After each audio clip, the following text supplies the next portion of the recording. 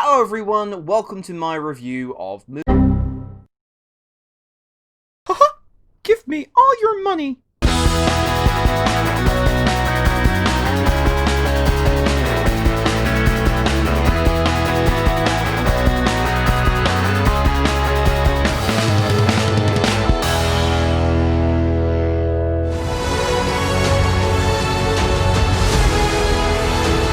Ancestors, please protect her. What is your name, soldier? Hua Jun, Commander, son of Hua Zhou. We're going to make men out of every single one of you.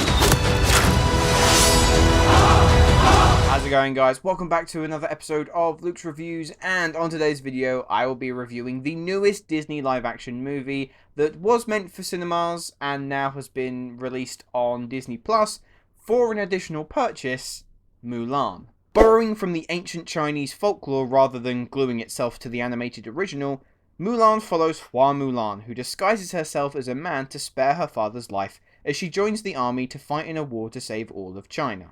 The 1998 Mulan is a Disney classic. It's got the great songs, it's got terrific visuals, lovable characters, and it's got a brilliant central heroine that became a beacon for people of all ages and genders to look to and be inspired by. And with Disney seemingly remaking everything in their vault, apart from this should stay locked away. We don't mention this one. Eventually, it was only a matter of time before Mulan got a live-action treatment. Now, I'm someone who, for the most part, has actually enjoyed these live-action remakes. Sure, they're not anywhere close to scratching the originals that they're adapting from, but they're fun. Most of them capture the charm and the essence of what made the originals so lovable, and so I have a good time watching them. However, there is a general criticism that hangs over the existence of these films, and it's just the question of why. Why do we need to make them if they're just near enough going to be the same?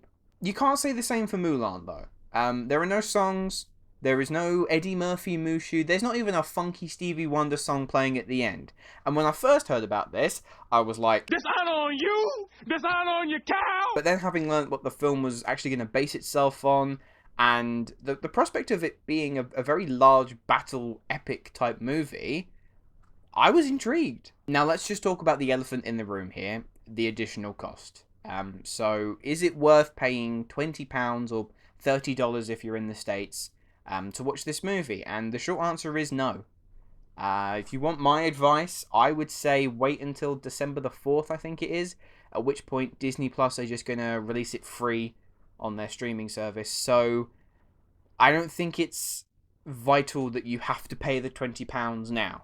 If you're willing to wait until December, you'll be fine. Starting off with my positives, though, Yifei does a tremendous job as Mulan in this movie. She handles herself more than competently in the action sequences, doing a lot of her stunts. I think I read somewhere that she did 90% of all her own stunts in this, so mad props to her.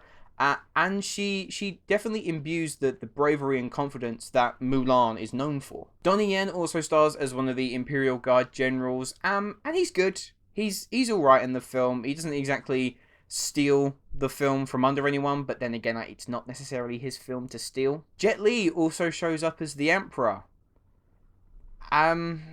Let's just say it's not one of his better roles. It's very vibrant and colourful, and director Niki Caro does a lot to fill the screen up to make it feel as epic as possible. Unfortunately, though, that's where most of my positives stop. I can't say I was overly enamoured with Mulan. For starters, I'm not sure Caro was the best pick for director. In terms of helming these large-scale battle sequences, stylistically, it just came off very basic. There was a lot of reliance on slow motion and rapid, quick editing that made the action scenes just feel very bland and uninvolving. All of that choppiness and messiness detracted from what could have been a very thrilling and exciting action scene. And that editing is a prolonged issue. This film doesn't really ever have time to breathe, and it always feels like we're rushing to get from point to point.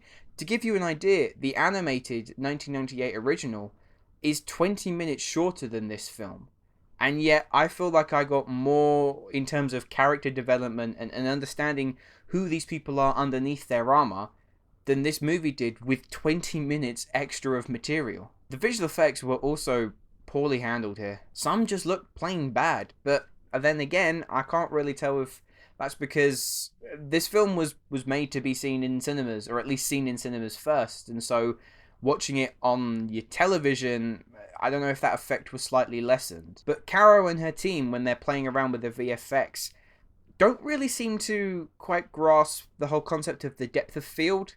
And so in sequences like the avalanche or any intense battle sequences, the character that the camera is like centrally focusing on, their surroundings are very distorted and blurred, whether it was because they shot on a green screen or they just added effects in post.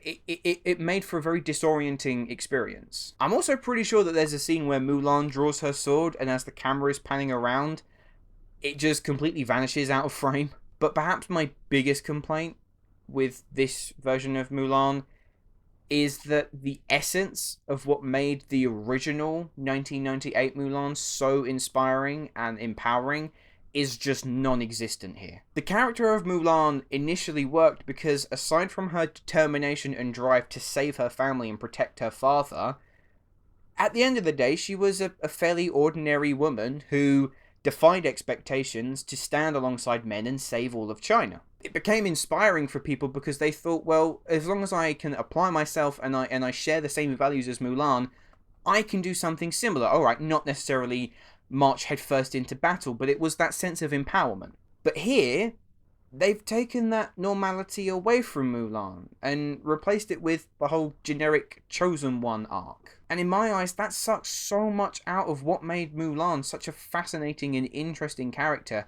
that became a beacon of inspiration for so many. Like I said in the opening, for the time being, I'd save your money with Mulan, and then if you still feel like it, give it a watch when it's included in your normal subscription. The cast are all decent, with Yifei being the standout, and it does have the occasional glimmer, but sadly it just didn't cut the mustard. It didn't bother me that the story elements were different from the original. It bothered me that it forgot what was most important. So overall, I'm going to give Mulan a 4.5 out of 10. Anyway guys, those are my thoughts on Mulan. Let me know down in the comments, have you seen Mulan yet, and what did you think of it? And my question to you, what Disney property would you hope that they don't remake? For me personally, I really hope that Disney keep their paws off of The Hunchback of Notre Dame. Oh, come on! As I'm sure some of you are aware, we are currently on the road to 300 subscribers, so if you are watching this video, you have enjoyed yourself, but you are not yet subscribed, please click that subscribe button, and I promise you will make my day. Thanks for watching. If you have enjoyed this video and you'd like to see more, please make sure that you click that like button and subscribe to the channel if you haven't already. All the links to my social media accounts, my Facebook, Twitter, Instagram, and my letterbox are all in the description below. And if you haven't liked the video, what are you still doing here?